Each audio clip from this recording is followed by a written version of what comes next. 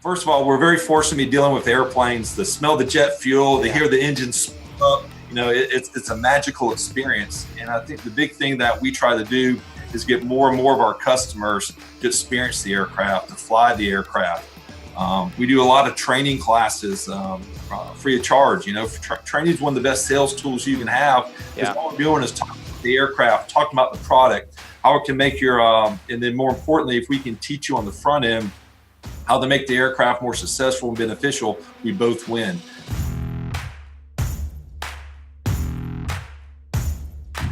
Welcome to IndustrialSage, a free video podcast series all about digital marketing for industrial manufacturers. Hear interviews with your peers and find out how they're solving the same challenges that you might be facing in your own field. Coming to you from the Optimum Production Studio in Atlanta, Georgia, this is IndustrialSage. All right, so we are here with Eric Rojek, who is the Vice President of Sales and Marketing for Thrush Aviation. Eric, thank you so much for joining us remotely all the way from Albany, Georgia. How are you today? Glad to be here. Thanks for having us. No, we're super excited. Now, for those who aren't familiar, this is what I was told. So, I've been, I'm from Atlanta, and I've been down to Albany a couple times. I'm told the proper way of pronouncing, if you're from Albany, is Albany, not Albany. Is this correct, or have I been totally misguided? You are 100% correct. So you're welcome to come back to Albany now because you know how the locals handle it. So well done. Good research. Totally come back. All right. First of all, I'm just gonna say I'm super excited for this episode because I think a couple of IndustrialSage people know that I'm a pilot. I got my private pilot's license last year, and I'm super excited. So I'm super excited to have an aviation company, especially here in our backyard, to be able to talk about all things sales and marketing for manufacturers. But for those who aren't familiar with Thrush, Eric, if you just tell us a little bit about who you are and what you guys manufacture, you do some cool stuff. So we're Thrush Aircraft. We mentioned earlier, based here in Albany, Georgia, and we are one of the worldwide leaders of manufacturing agricultural aircraft. So one of the cool things that we do here is not only do we build aircraft, but we're part of a bigger purpose that our aircraft help feed the world. So agricultural aviation provides pulp and fiber to various crops around the world. Currently, 70% of our business right now is international. So we're a global exporter of our product. And the big thing about ag aviation that we're dealing with right now with the growing population, the demand to grow more and more yields, we got to produce more yields to the same amount of acres. Agricultural aircraft help perform that mission. Excellent. Yeah, no, that makes a lot of sense to me. So I apologize. I said Thrush Aviation, not Thrush Aircraft. So I keep seeing the logo behind you there, and it was throwing me. But Thrush Aircraft, everyone. Okay, Thrush Aircraft. This is great. So, all right, tell me a little bit about. We were talking about a little bit before we started, just a little bit about the history and how you guys were kind of set up, and I'm just really curious to share with our audience a little bit about sort of your manufacturing process. We don't typically cover this, but I was just excited about hearing the story, and I wanted to share that with our audience. So the factory was originally built in 1965. So for any business to be 50 plus years still in business is a success. Besides dealing in manufacturing, besides dealing in aviation, we must be doing something right. Really, we got two things right: is our people that manufacture and also our product. But the big thing really unique to Thrush is we have full manufacturing capabilities in-house. We literally take raw material, one door, weld it, fabricate it, form it, and produce the Thrush line out the back. So when I say full capabilities, this is from machining, to fiberglass, the paint, to electrical, the riveting through the aviation parts. So it's a full capacity that is all built in-house. And I think that's one thing very unique that you see now that we have at Thrush. There's all these capabilities in-house. And that's what's so unique about the Thrush aircraft is, one, by having these capabilities in-house, you get to dictate the quality and the control, but really in the aftermarket. We'll talk this a little later on, but really to support, sales guy sells the first airplane, the support guy sells the next three. But the fact that we can control the supply chain, control the aftermarket, the parts and availability is really what really makes this process all work, because they have all that in-house. be able to produce and support the Thrush line.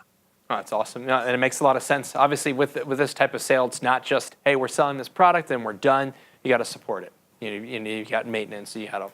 So that the supply chain is obviously super important.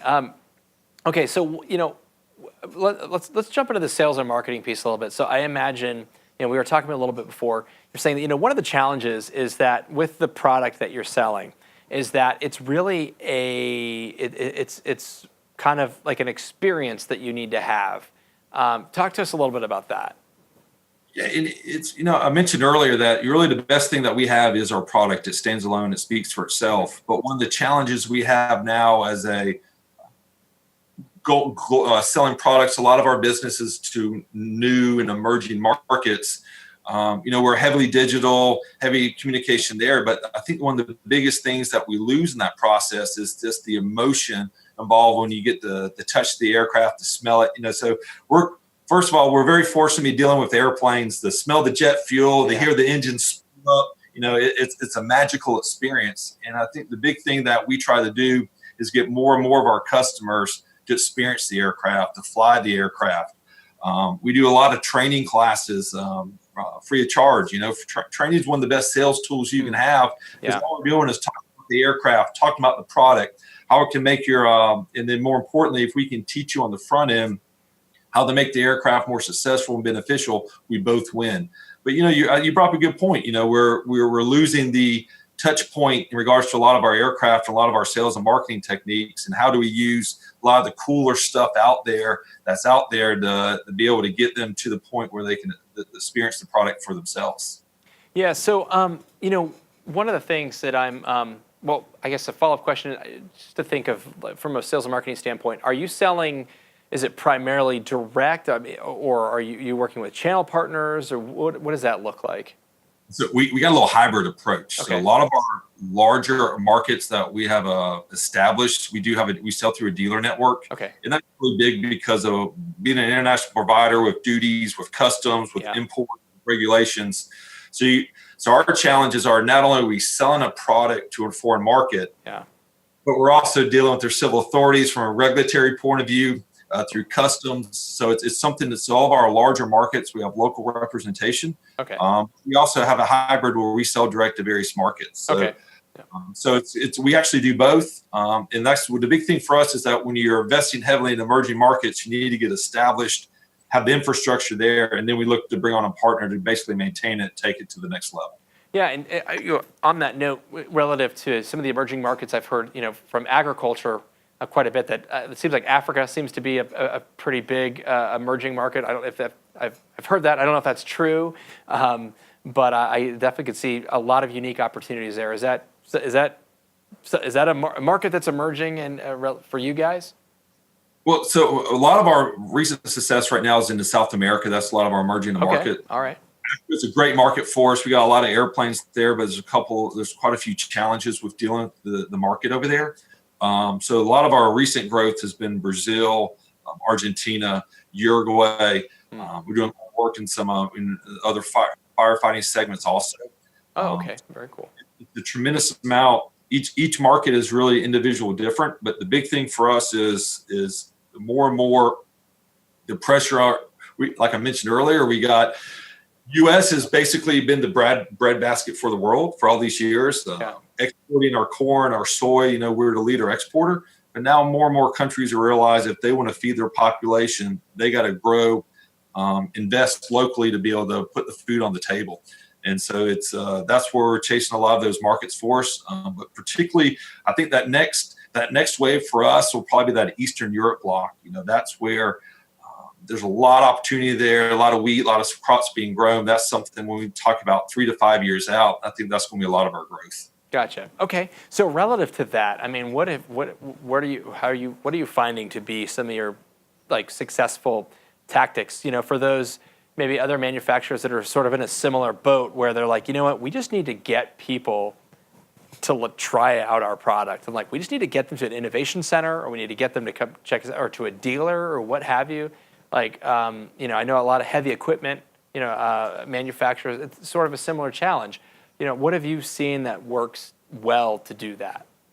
Well, the big thing for us is once we established a market and we understand opportunities there, is really to have local infrastructure in country, in market. Mm-hmm. And that's just not necessarily the product itself. That's the people behind it for support, the people behind it for training, that's on the same time zone, that can speak the same language, is absolutely crucial for it. The people element of nationality that they can trust, that someone in that market, is absolutely huge for us.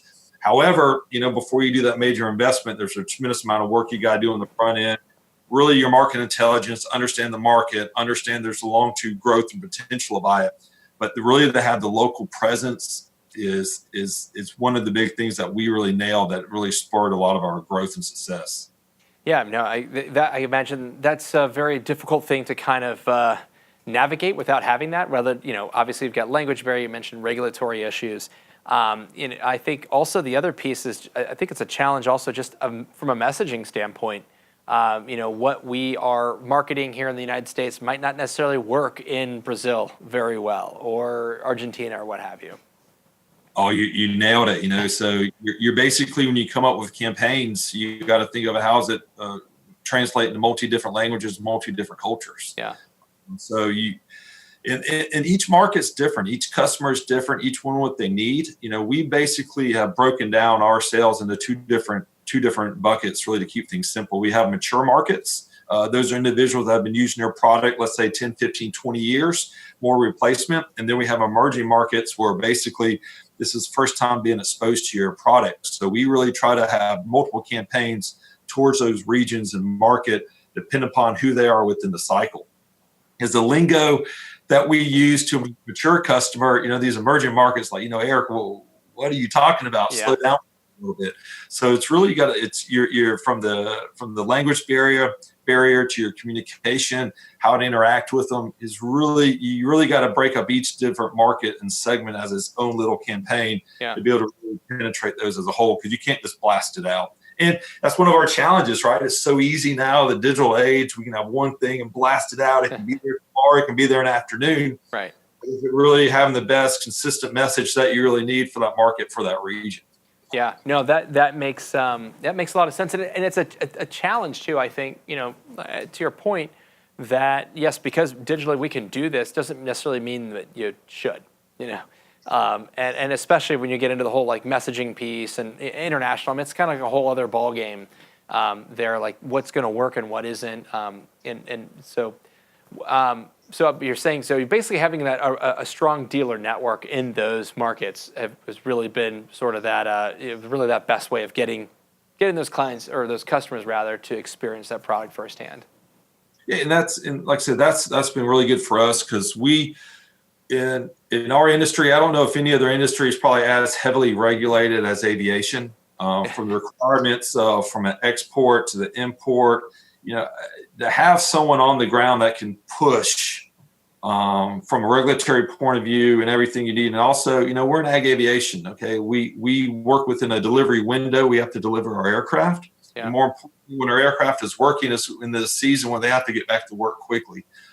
There are no downtimes for days. There are no downtimes to let's just get to it tomorrow, when we have a mission that has to be done where indentation is breaking out with the bugs or things of that nature. We got to go back to work. Yeah. And without having boots on the ground and really people that drive it, the system, sometimes the bureaucracy and the layers of it just get bogged down, particularly in these foreign markets. So our dealer network's been very crucial to us. Like I said, to all of our major markets, we have infrastructure and people there that can get things done, have the parts they need, have the relationship with the civil authorities to be able to handle anything that could come about. Yeah. So, I guess my last question would be relative to the dealer network that you have here. A lot of manufacturers are working through, dealers or distributors or channel partners or what have you. So, sort of similar setup. And you mentioned education being something that was, a really great means of marketing earlier on. What else do you do to help to provide your dealers to kind of, from a marketing standpoint or sales, to be able to help sort of facilitate that a little bit more easier? Yeah, so the training technique of it is one.